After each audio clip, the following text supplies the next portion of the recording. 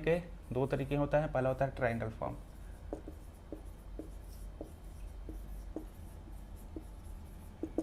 Triangle form ये होता है कि सपोज दैट दो वेक्टर ऐसे हैं, ये वेक्टर है ए, ये इस वेक्टर का हेड होता है और ये होता है tail, tail tail and head. दूसरा वेक्टर अगर इस तरीके से है, जिसका हेड आगे है और यहाँ पे टेल है, करने का मतलब पहले वेक्टर का हेड, दूसरे वेक्टर का टेल, दूसरे वेक्टर का टेल, पहले वेक्टर का हेड और टेल एक साथ अगर है ऐसे, तो हम इनिशियल पॉइंट और ये फाइनल पॉइंट, इनिशियल और ये फाइनल, इसको मिला देते हैं तो इस वेक्टर का क्या होता है, रिजल्टेंट, यानी रिजल्टेंट वेक्टर हो जाएगा हमारा ए प्लस वेक्टर बी। बट कभी कभी ऐसे होता है कि एक वेक्टर ये है, दूसरा वाला वेक्टर ये है,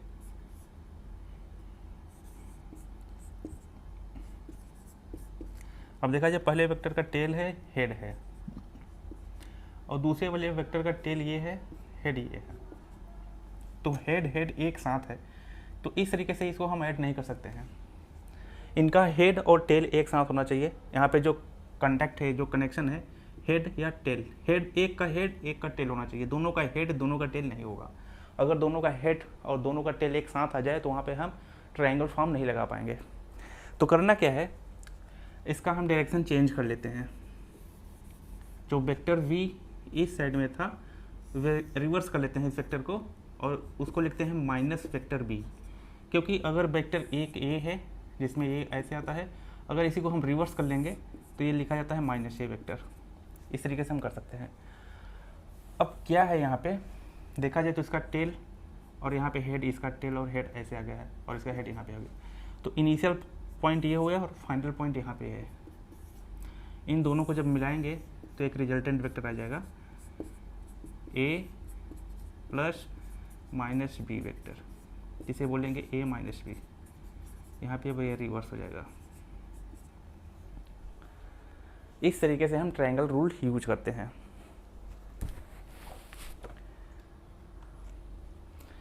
आइए एक अच्छा सा क्वेश्चन हम यहाँ पे देखते हैं।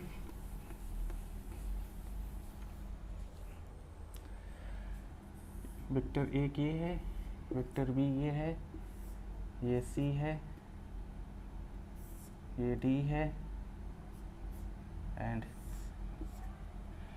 Vector A B C D and E.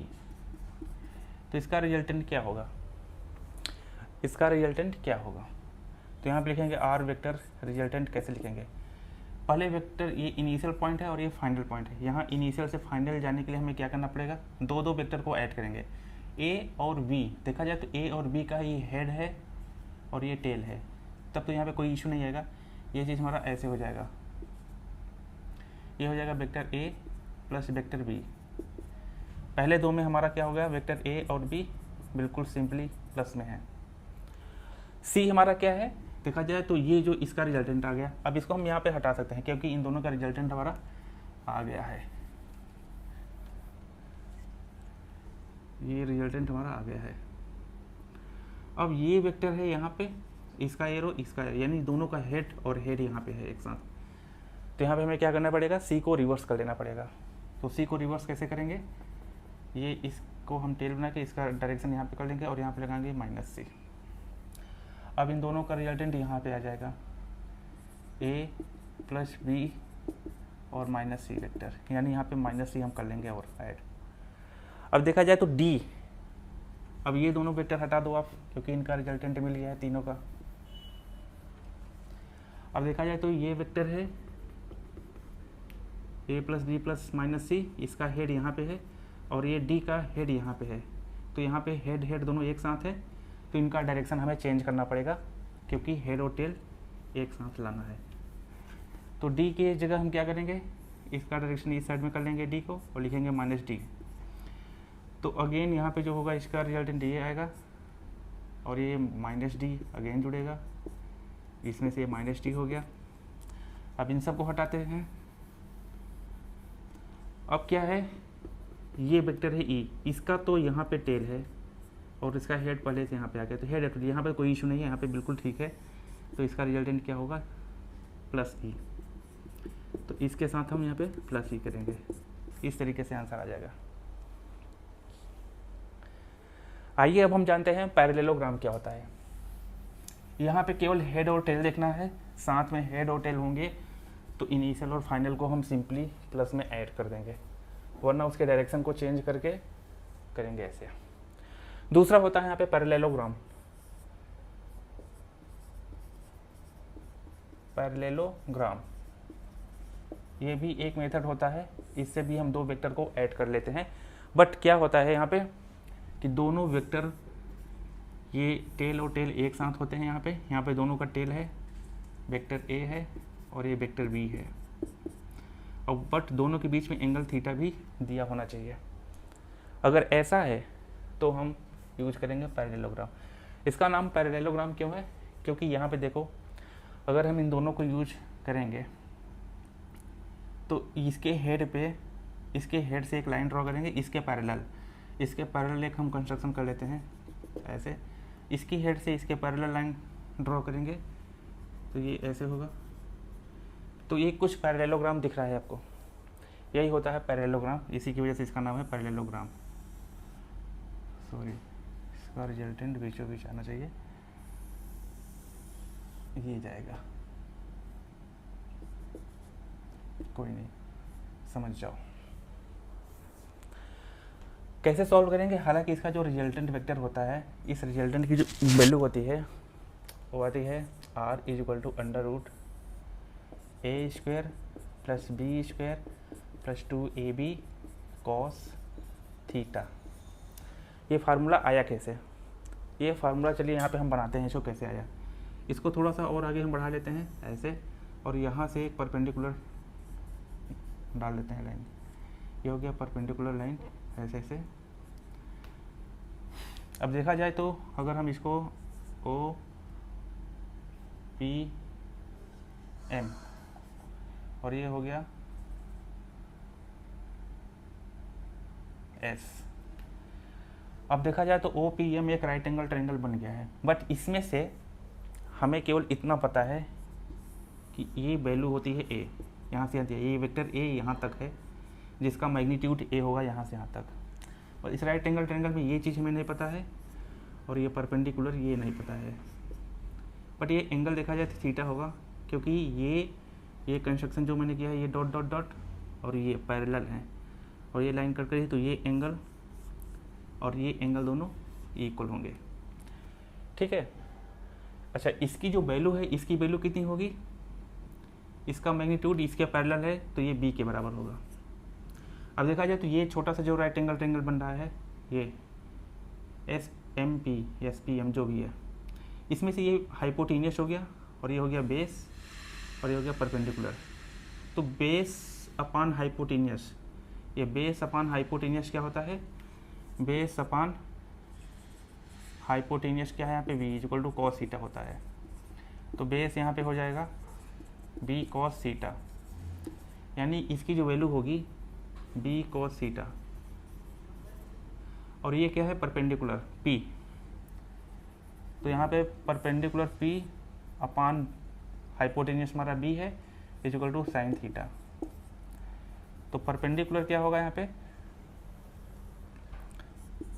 b sin theta, इसकी वैल्यू हो जाएगी b sin थीटा। अब आपके पास यहाँ पे सारी वैल्यू आ गई हैं। जो हमारा देखा जाए तो इस राइट एंगल ट्रायंगल में, ये राइट एंगल ट्रायंगल में r का जो स्क्वायर होगा, ये है राइट एंगल ट्रायंगल जिसमें हाइपोटेनियस है ये r, इसका स्क्वायर = बेस का स्क्वायर और परपेंडिकुलर का। अब बेस ओवरऑल पूरा क्या हो गया यहाँ पे, a प्लस ये छोटी सी वैल्यू b cos थीटा, यानी कि बेस का यानी a प्लस b cos थीटा इसका होल स्क्वायर प्लस परपेंडिकुलर ये है इसका whole square, b sin theta का होल स्क्वायर। इसको आप सॉल्व करो, ये होल स्क्वायर है a plus B, A square, ये इसका स्क्वायर हो जाएगा b square cos square theta plus 2ab cos theta ये हो जाएगा B square sine square theta. यहाँ से हम इसमें से देखा जाए तो इसमें और इसमें हम कॉमन ले लेंगे बी स्क्वायर, बचेगा क्या sine square theta plus cos square theta plus 2ab cos theta. A square plus ये बी स्क्वायर, ये sine square theta plus cos square theta, इसकी वैल्यू 1 होती है, तो यहाँ पे बचेगा B square plus 2ab cos theta. ये है आर स्क्वायर, तो यहाँ पे आर की जो वैल्यू होगी अंडर रूट लेंगे A square plus B square plus 2ab cos theta. यही होता है रिजल्टेंट पैरेललोग्राम में, ये होता है resultant A square plus B square plus 2ab cos theta. इसमें क्वेश्चन कैसे आते हैं आइए देख लेते हैं।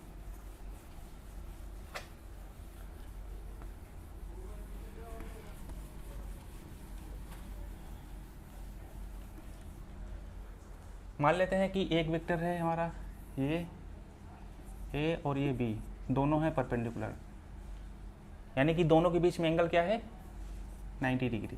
तो इसका रिजल्टेंट कितना होना चाहिए, पैरेललोग्राम आप बना सकते हो या चाहे जैसे भी करो, रिजल्टेंट ये होगा, इसकी वैल्यू होगी A square plus B square plus 2ab cos 90।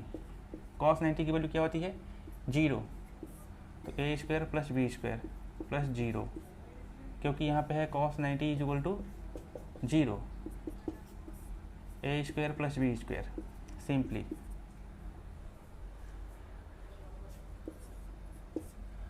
अगर हम यहाँ पे क्वेश्चन नंबर 2 करते हैं, एक वेक्टर है 4 और ये है 5, 30 डिग्री एंगल पे, 30 नहीं 60 डिग्री ले लेते हैं, तो रिजल्टेंट इसका क्या होगा, फार्मूला लगाओ ए स्क्वायर प्लस बी स्क्वायर, इसको ए मान लेते हैं प्लस इसको बी मान लेते हैं प्लस 2ab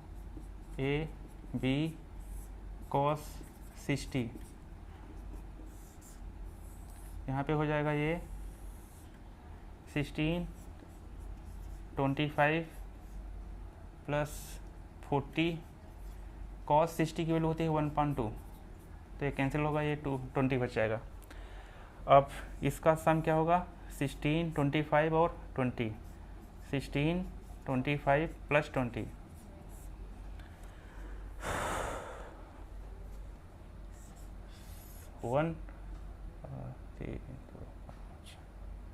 61, तो रिजल्टेंट यहाँ पे आ गया 61।